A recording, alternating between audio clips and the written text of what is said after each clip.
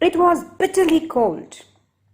Snow was falling and darkness was gathering, for it was the last evening of the old year. It was New Year's Eve. In the cold and gloom, a poor girl walked, bareheaded and barefoot, through the streets. She had been wearing slippers, it is true, when she left home. But what good were they?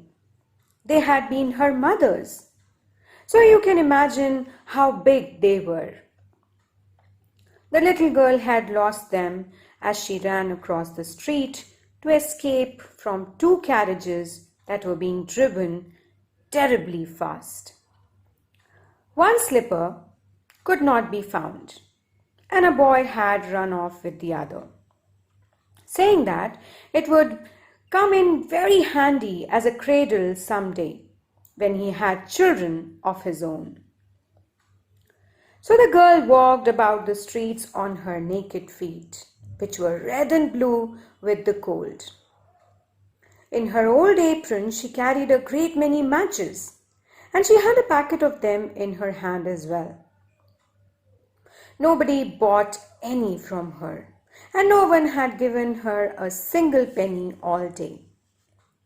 She crept along, shivering and hungry, the picture of misery, poor little thing. The snowflakes fell on her long golden hair, which curled so prettily about her neck. But she did not think of her appearance now. Lights were shining in every window, and there was a glorious smell of roast goose in the street. For this was New Year's Eve, and she could not think of anything else. She huddled down in a heap in a corner formed by two houses, one of which projected further out into the street than the other. But though she tucked her little legs up under her, she felt colder and colder. She did not dare to go home, for she had sold no matches and earned not a single penny. Her father would be sure to beat her, and besides, it was so cold at home, for they had nothing but the roof above them, and the wind whistled through that, even though the largest cracks were stuffed with straw and rags. Her thin hands were almost numb with cold. If only she dared pull just one small match from the packet, strike it on the wall, and warm her fingers.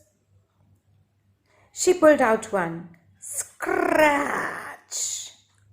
How it spluttered and burnt! It had a warm, bright flame like a tiny candle when she held her hand over it. But what a strange light!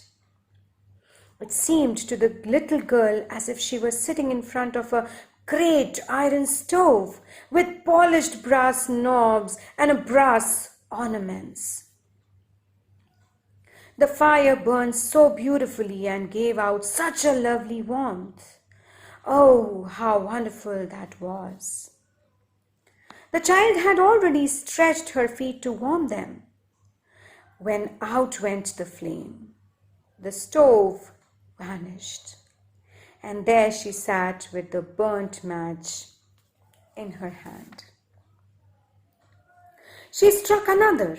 It burnt clearly, and where the light fell upon the wall, the bricks became transparent like gauze.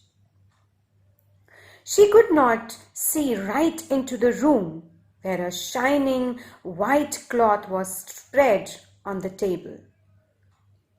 It was covered with beautiful china, and in the center it stood a roast goose, stuffed with prunes and apples, steaming deliciously. And what was even more wonderful was that the goose hopped down from the dish, waddled across the floor with carving knife and fork in its back, waddled straight up to the poor child. Then out went the match, and nothing could be seen but the thick, cold wall. She struck another match, and suddenly she was sitting under the most beautiful Christmas tree. It was much larger and much lovelier than the one she had seen last year through the glass doors of the rich merchant's house. 1,000 candles lit up the green branches, and gaily colored balls like those in the shop windows looked down upon her. The little girl reached forward with both hands. Then out went the match. The many candles on the Christmas tree rose higher and higher through the air, and she saw that they had now turned into bright stars. One of them fell, streaking the sky with light. "Now someone is dying," said the little girl, for her old grandmother, the only one who had ever been good to her, but who was now dead, had said, "Whenever a star falls, a soul goes up to God." She struck another match on the wall. Once more there was light, and in the glow stood her old grandmother. Oh, so bright and shining, and looking so gentle, kind, and loving. "Granny!" cried the little girl. "Oh, take me with you. I know you will disappear when the match is burnt out. You will vanish like the warm stove, the lovely roast goose, and the great glorious Christmas tree." Then she quickly struck all the rest of the matches she had in the packet, for she did not so want to keep her grandmother out of her sight. The matches flared up with such a blaze that it was brighter than broad daylight. And her old grandmother had never seemed so beautiful and so stately before. She took the little girl in her arms and flew with her high up, oh, so high, towards glory and joy. Now they knew neither cold nor hunger nor fear, for they were both with God. But in the cold dawn, in the corner formed by the two houses, sat the little girl with rosy cheeks and smiling lips, dead, frozen to death on the last evening of the old year. The dawn of the new year rose on the huddled figure of the girl. She was still holding the matches, and half a packet had been burnt.